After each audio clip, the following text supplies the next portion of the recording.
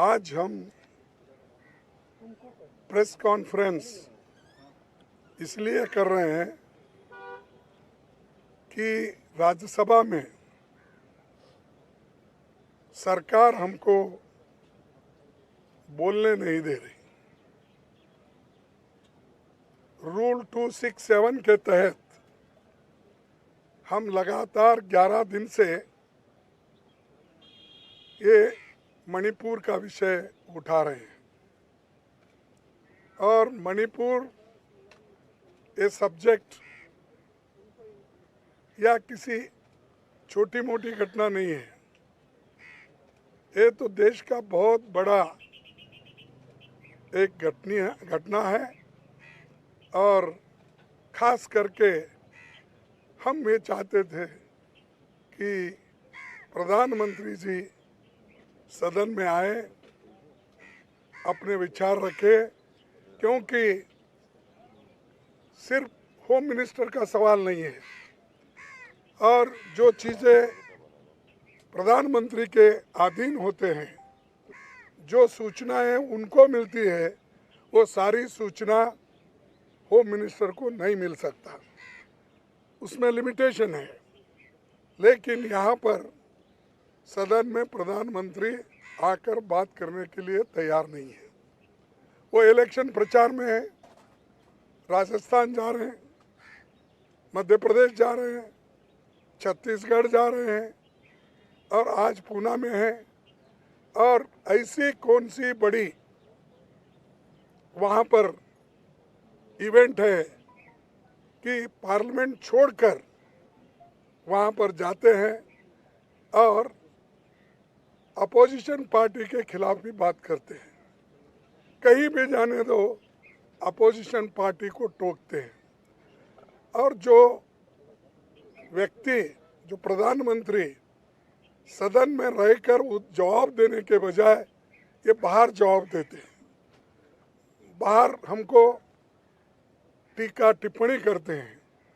अरे भाई, आप सदन में आओ, अपनी बात रखो, हम भी उसको उत्तर देंगे, हम जवाब देंगे। We'll answer to all your questions. But he is going outside and telling. Just he is taking advantage all these things to make election propaganda. Election speeches he is making, he is doing, but he is not ready to do one small statement in the House on Manipur issue, where more than 200 people have died,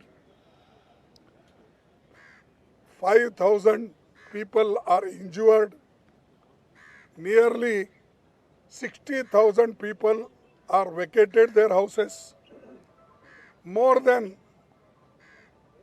many houses destroyed, सब कुछ वहाँ पर हुआ है। ये होते हुए भी वहाँ पर ये मोदी जी आकर बात करना नहीं चाहते और हमको बार बार ये कहते हैं, सरकार के ओर से भी शायद मैं आज चेयरमैन साहब से हम विनती की, भाई 267 और 176 में बहुत फर्क है, अंतर है। 176 में 2-2.5 घंटे की चर्चा हो सकती है, लेकिन 267 में लंबी चर्चा हो सकती है, हर एक पार्टी के लोग बात कर सकते हैं और 2.5 घंटे अगर पार्लियामेंट में आप समय तय किए तो एक एक पार्टी, जो मेजर पार्टी है उसको 15 मिनट मिलेगा, बाकी के लोगों को 10 मिनट मिलेगा और जो छोटी पार्टियां 1-1 या 2 मिनट मिलेगी। आप बताइए, इतनी बड़ी घटना, इतने लोग, एक तरफ स्त्रियों का नंगा परेड हो रहा है, मार रहे हैं, दुकान जल रहे हैं, मोटर कार घर जल रहे हैं, ये सब कौन करा रहा है? और वो कहते हैं कि अपने होम मिनिस्टर 3 दिन वहाँ थे। अरे भाई, 3 दिन वहाँ अगर थे मणिपुर में फिर ये समस्या को सुलझाया क्यों नहीं, अभी बढ़ रहा है क्यों, ये हमारा उनको पूछना है और उसका उत्तर क्या मिलता हमको वो भी देखना है। तो इसलिए दोस्तों, हमेशा मीडिया में ये कन्फ्यूजन कर रहे हैं कि वो तो चर्चा के लिए तैयार है लेकिन अपोजिशन पार्टी तैयार नहीं है। अरे अपोजिशन पार्टी तो तैयार है, इसलिए 11 दिन से हम सतत कोशिश कर रहे हैं। पहली बार 65 लोग एमपीज 267 पे नोटिस दिए, इससे बढ़ के क्या होना है। इतिहास में इतना बड़े संख्या में जो नोटिस दिए हैं, मैं समझता हूँ ये पहली बार है।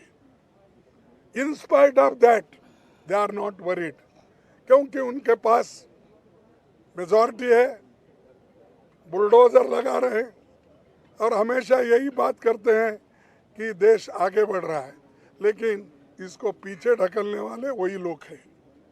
तो इसीलिए आज हम जो चीज़ें वहाँ पर रखना चाहते थे तो चंद चीज़ें रख नहीं पाए, और वो हमेशा ये कहते 267 कभी भी चर्चा में नहीं आया।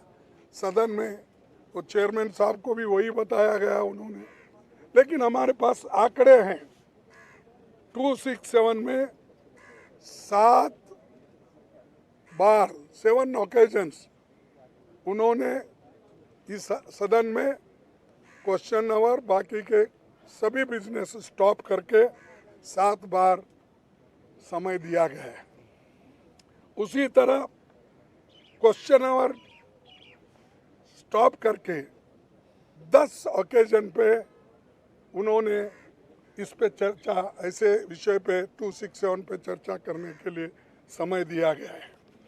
और हमारी गवर्नमेंट जब थी उस वक्त के भी बहुत है, ये तो आने के बाद डेमोक्रेसी में इनका कम विश्वास है और बात करने में इनका ज़्यादा विश्वास है। देखिए, मनमोहन सिंह जी जब थे तब इन लोगों ने एक यही शायद नॉर्थ ईस्ट रीजन का एक समय आया था, उसमें उन्होंने खासकर वेंकैया नायडू ने एक क्वेश्चन पूछा था। उस वक्त अगस्त 17, 2012 को क्या है question hour. Question hour was suspended by the chairman to take up the discussion on the topic of attacks on migrants from the north eastern region in different parts of the country in the light of the request made by the members। ये वेंकैया नायडू एक उठाए थे सवाल, तो सभी question suspend करो, business suspend करो, इसको इम्पोर्टेंस देकर आप चर्चा शुरू करो। तब डॉक्टर मनमोहन सिंह जी उस चर्चा में पार्टिसिपेट किए और उन्होंने उत्तर दिया। ऐसे कई उदाहरण मेरे पास है, समय नहीं है और आपको भी उतना समय नहीं है जिसको ग्राफ कर। इतने हमने जो प्रेसिडेंट हैं या पीछे के जो नेताओं ने कहा है, वाजपेयी जी भी कहे हैं, और वाजपेयी खुद ही ये कहते थे कि क्वेश्चन और सस्पेंड करके इसको चांस देना चाहिए बोलने के लिए। और जब नेता लोग, बड़े बड़े नेता लोग, उनके नेता लोग भी इसी सवाल पे कई बार मुद्दे उठाकर तो प्रश्न, क्वेश्चन आवर और बाकी चीज़ें सस्पेंड करके लिए हैं। तो ये आज यहाँ पर हमको धमकाया जा रहा है और हमको कहा जा रहा है कि अगर आप बार बार ऐसे उठे तो आपको बड़ी शिक्षा मिलेंगी। ये कौन कर रहे हैं? चेयरमैन के मुंह से सरकार करवा रही है। सरकार अगर ये बातें नहीं करती तो नहीं होता था। और दूसरी चीज़, एक हमारे सीनियर राज्यसभा मेंबर श्रीमती रजनी ताई पाटिल, उसको सस्पेंड किया गया एक सेशन के लिए। अब ये दूसरा सेशन चल रहा है, फिर भी उसका रिवोक नहीं हो रहा। क्या डेमोक्रेसी है? ये तो डिक्टेटरशिप है। मैं तो ये कहूँगा कोई कुछ भी बोलने दो, ये तो हिटलरशाही है। तो इसीलिए मुझे बड़ा दुख होता है। मुझे भी थोड़ा अनुभव है। हमेशा मैं पार्लियामेंट में सुबह से शाम तक बैठने की मुझे आदत है, सुनने की आदत है, लेकिन इसको भी कभी हम नहीं भूलना चाहिए कि हम बैठते इसलिए कि विचार दूसरों के सुनने के लिए, लेकिन वहाँ पर कोई भी बात सुनने के लिए भी तैयार नहीं है। और जब हम बात करने के लिए उठते हैं, वो अपोजिशन पार्टी की बात को वो अपोज करते हैं और रूलिंग पार्टी वाले उठ के चिल्लाते हैं, नो मैं और मेरा माइक बंद करते हैं। बोलने के लिए इजाज़त तो एक बार कहते हैं, 10 सेकंड में मेरा माइक बंद होता, कैसा होता? उससे हमसे क्या नुकसान है? मैं तो समझूंगा ये मेरा अपोजिशन पार्टी लीडर को वो एक अलग नज़र से देखते हैं। ये तो अपमान है मेरा। और अपोजिशन पार्टी के नेता को आप अपमान एक तरफ करते हो, दूसरी तरफ आप सदन में बैठ के बोलते हो कि राज्यसभा के नेता और अपोजिशन पार्टी के नेता ये सभी मेरे को बराबर है। और ये भी कहते हो प्रधानमंत्री और पूर्व प्रधानमंत्री ये सभी लोग मेरे लिए उनको हमने प्राथमिकता देते हैं। तो कहाँ प्राथमिकता है? सही क्वेश्चन पूछे तो भी वो लोग देते नहीं। अब हाल ही में रूल्स के मुताबिक ही संजय सिंह ने सवाल उठाया था, तो वो सिर्फ वेल के अंदर आकर वो पूछ रहे थे, उनको भी सस्पेंड किया गया है। तो ऐसी चीज़ें आज सरकार कर रही है और इसका मुकाबला हम करते रहेंगे। इंडिया पार्टी डरने वाली नहीं है। डर के भाग जाने के लिए इंडिया पार्टी नहीं बनी। मुकाबला इनका करेंगे, इनको हराएंगे 2024 में। और जो कुछ भी हमारे ऊपर वो अन्याय कर रहे हैं, करने दो। हम तो लोक हित में काम करने वाले लोग हैं। लोकतंत्र के लिए और संविधान के बचाव के लिए जो कुछ भी हमको कुर्बानी देना पड़ेगा हम देंगे। नमस्कार।